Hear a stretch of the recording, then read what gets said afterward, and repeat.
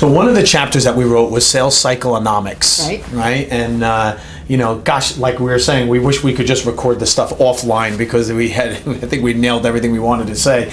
But you made a great point about when somebody doesn't understand their sales cycle, specifically the time that it takes, that can lead to some of the wrong decisions. Many of the wrong decisions. Right. If people think that their sales cycle is 2 months long when it's really a year and a half, think about everything that happens from how you evaluate your salespeople, how you compensate your salespeople, when you decide to fire a salesperson, all the decisions that they're going to make, including when they stop an initiative, will all be off as a result of not knowing their true sales cycle. Right, and we get the question all the time, well, how do I know my salesperson, my producer, is doing well, and how long do I continue to invest in this person before I find out that they're either not gonna do the job or they are gonna do the job? Right. And you can only know that if you know how long the sales cycle is. Right. So as an example, one of our clients, their sales cycle is 105 days on average, which means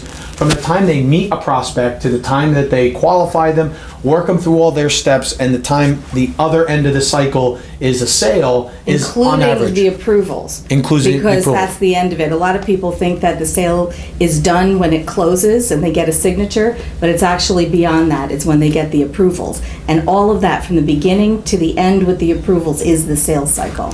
Right, and so you can have a sales cycle that could be 3 months, it could be 6 months, it could be a year, it could be a day, depending on what it is. Right. But we make the point in the book that you want a producer, a business development professional, to go through at least one sales cycle, if not into the second one. Into the second one is even better. Right, so that you could evaluate them in all parts of the process, but how many times have we seen somebody saying, oh, they're just not working out, I'm going to get rid of this person. Right. And they're halfway through the first sales cycle, and you wouldn't even know.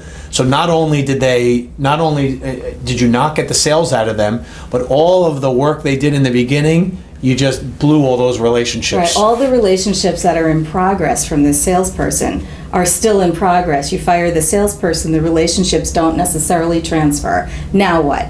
And you start all over again. So that's one of the reasons why Carl and I felt that a chapter on Sales Cycle-onomics, as we called it, is incredibly important, because the more you know and the more realistic you are about your sales cycle, the better the decisions you're going to make about everything else having to do with sales. Right, and defining it, because you make the point in here, define the shortest path to cash, right? And so that's the idea of creating your sales cycle.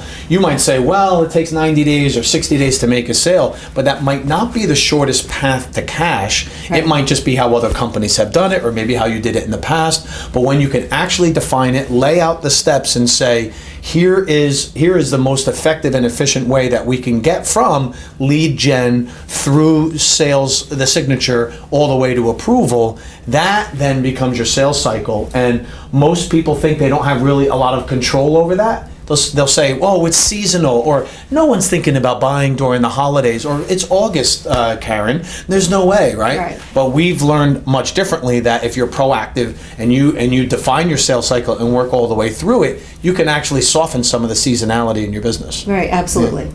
Cool.